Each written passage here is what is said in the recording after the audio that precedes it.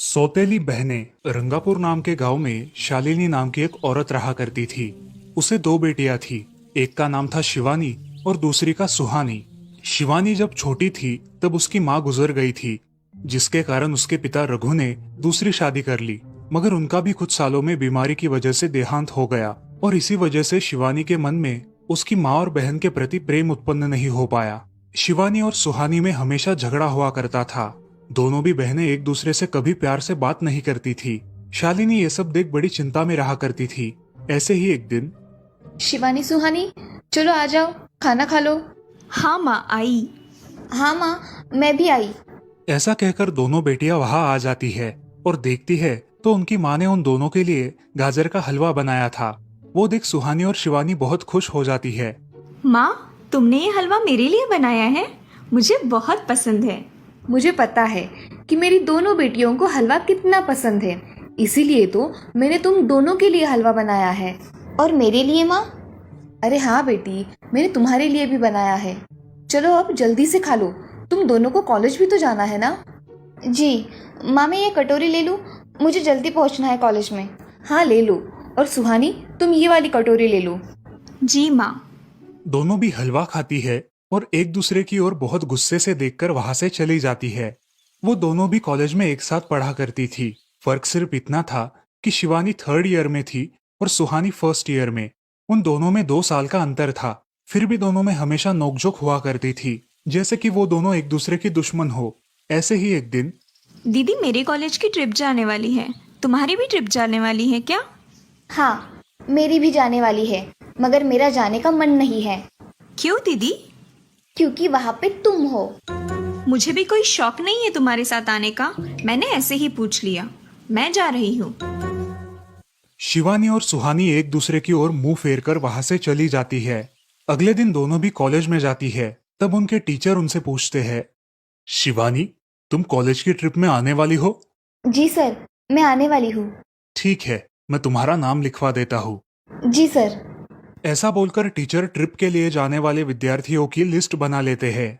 घर आकर शिवानी और सुहानी ये बातें अपनी माँ को बताती है। सुहानी, शिवानी, तुम दोनों ट्रिप के लिए जा रही हो, मगर वहां जाके झगड़ा मत करना, नहीं तो ट्रिप पे जाने की कोई जरूरत नहीं है। नहीं माँ, हम झगड़ा नहीं करेंगे। हाँ माँ, हम झगड़ा नहीं करेंगे। तो फिर ठीक है, तुम दोनों जाओ। ये लो ट्रिप के लिए पैसे, और बाकी के ये तुम्हारे पास ही रखना। माँ, हम कल जाएंगे और 2 दिन के बाद वापस आएंगे। ठीक है, चलो अब सो जाते हैं, कल तुम दोनों को निकलना है। अब वो सब खाना खाकर सो जाती है।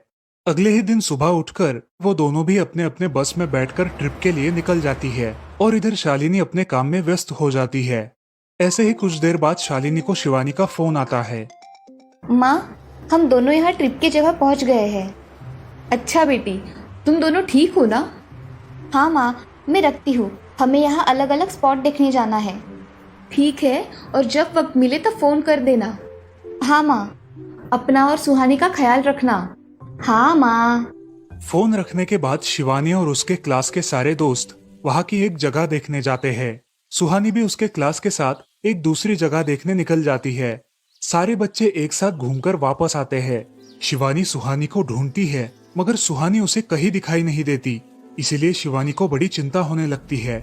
अरे, ये सुहानी कहाँ रह गई? इसका तो कुछ भी पता नहीं, कहाँ ढूंढूं इसे? तभी शिवानी को सुहानी दिखाई देती है और उसके जान में जान आ जाती है। सुहानी, कहाँ गई थी तुम? मुझे कितनी चिंता लग गई थी तुम्हारी।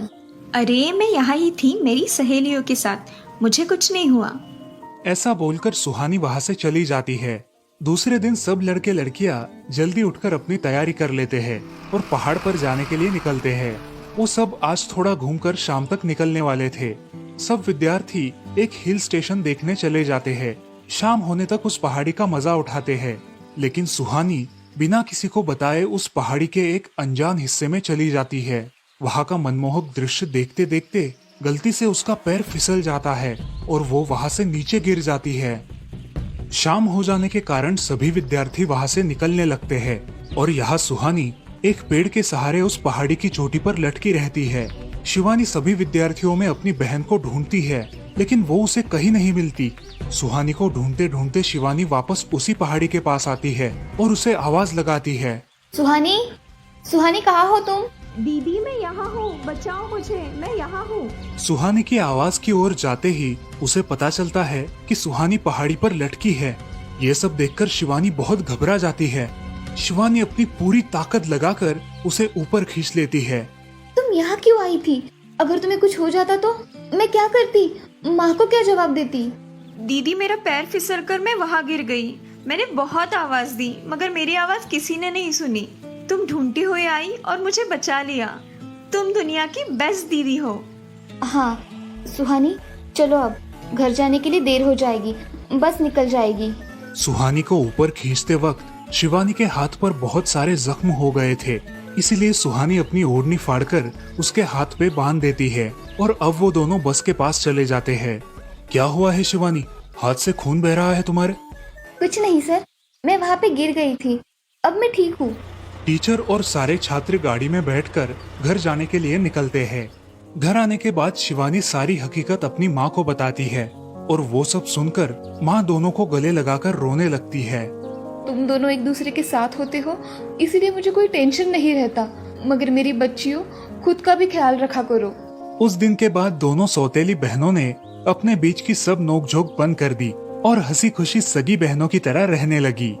दोस्तों, इस कहानी से हमें ये सीख मिलती है कि हम सबको एक दूसरे के प्रति द्वेष की भावनाएं छोड़कर प्यार से रहना चाहिए। चंदनपुर नाम के गांव में चंपा नाम की एक औरत रहती थी।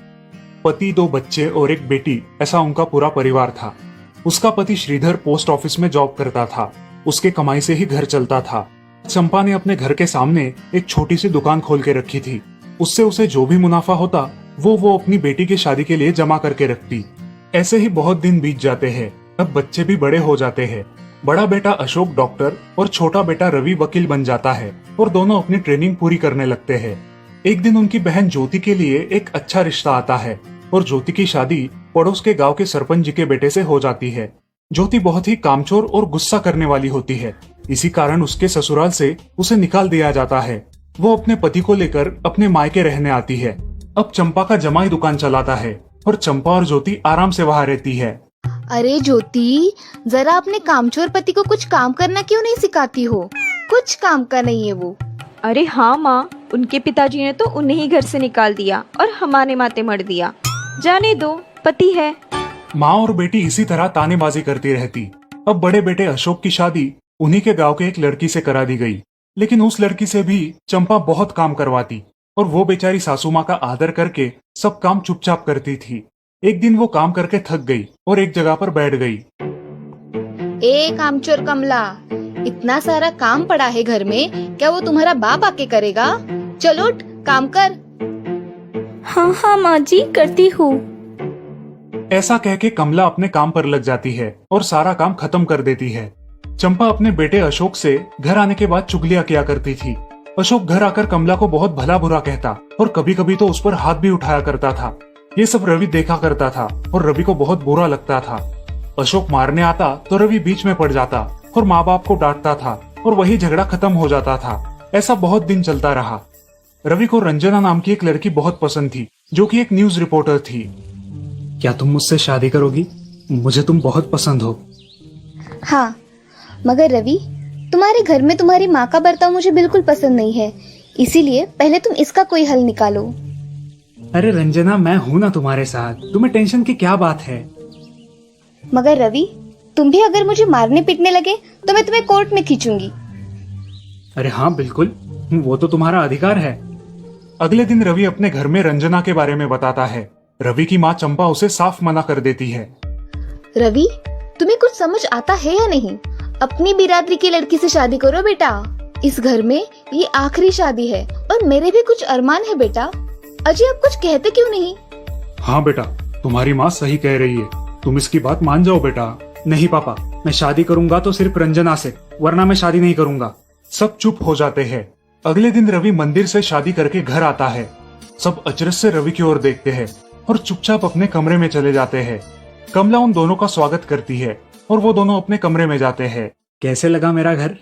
अच्छा है, मगर सब मिलजुल के रहे तो और भी अच्छा होगा। रंजना, तुम्हें मेरी माँ को सबक सिखाना होगा, तभी घर के सारे सदस्य ठीक हो जाएंगे। ठीक है रवि, जैसा तुम चाहो। अगले दिन रंजना अपने घर के मंदिर में पूजा करने जाती है। तभी रुको, मेरे भगवान के मंदिर में तुम मत आओ, जाओ यहाँ से। ये कहकर सास रंजना को वहां से भगा देती है और घर के किसी भी काम को करने से मना कर देती है। तब क्या माँ जी, आज से मैं इस घर की बहू हूँ। इस घर पे मेरा भी उतना ही अधिकार है जितना कि आपका। क्या बोल क्या रही हो? निकल जाओ मेरे घर से। खबरदार अगर हाथ भी लगाया तो। पता है ना, मैं न्यूज रिपोर्टर हूँ। रातों रात खबर छाप दूंगी और कोर्ट के चक्कर लगेंगे वो अलग, समझिए आप। सास चुपचाप देखने लगी और उसकी बेटी और ससुर भी देखते ही रह गए। रंजना ने कमला से कहा, दीदी, मुझे आपसे काम है, आप मेरे कमरे में आइए। और हाँ, आज से खाना ज्योति दीदी आप बनाएंगी। अरे माँ, तुम कुछ बोल क्यों नहीं रही हो? ये मुझे काम करने को बोल रही है। अजय सुनते हो? चलो मेरी मदद करो। हाँ आता हूँ। ज्योति किचन का काम करने चली गई और सास बाहर का काम करने लगी। रंजना कमला को लेकर अपने कमरे में गई और उससे कहा, कमला दीदी, आप कुछ कहते क्यों नहीं? आप चुपचाप सह लेती हो, उसका ये नतीजा है। अब देखो दीदी कैसे काम कर रही है। आप कुछ काम करती थी क्या शादी के पहले? नहीं रंजना, मगर अब घर से ही अपना खुद का कुछ व्यवसाय शुरू करने का सोच रही हूँ। बहुत अच्छे दीदी, अब आप किसी से मत डरिए, हम हैं आपके साथ। सच में किसी के साथ होने का कितना महत्व होता है। अब उसकी सासू माँ ही घर के सारे काम करने लगी थी और ज्योति को काम करवाने की वजह से ज्योति भी अपने ससुराल जाने की सोच रही थी। अजी, यहाँ तो काम वाली से भी ज्यादा बुरी हालत हमारी हो गई है। चलो हम हमारे घर चलते हैं, सब है हमारे यहाँ। अरे रे, आप कहाँ चली? अभी भी काम बाकी है। ज्योति का पति रंजना से धन्यवाद कहता है और ज्योति को लेकर अपने घर चला जाता है। अब सासू माँ एक दिन पूरा काम करके इतना थक जाती है कि उसके बदन में बहुत दर्द होने लगता है। तब दोनों बहू सास के पास चली आती है और एक बहू सास के पैर दबाती है तो दूसरी बहू सर दबाती है। सासू माँ उठकर रोने लगती है। मुझे माफ कर दो मेरी बेटियों, अब से कभी ये गलती नहीं होगी। सास को उसके किए पर पछतावा होता है और ये देखकर घर के सभी सदस्य बहुत खुश हो जाते हैं। रवि और रंजना भी बहुत खुश होते हैं। वाह बहू, जो आज तक नहीं हुआ वो तुमने करके दिखाया। बहू हो तो ऐसी। रंजना अपने बर्ताव के बदले माफी मांगती है और अब सब लोग खुशी खुशी रहने लगते हैं।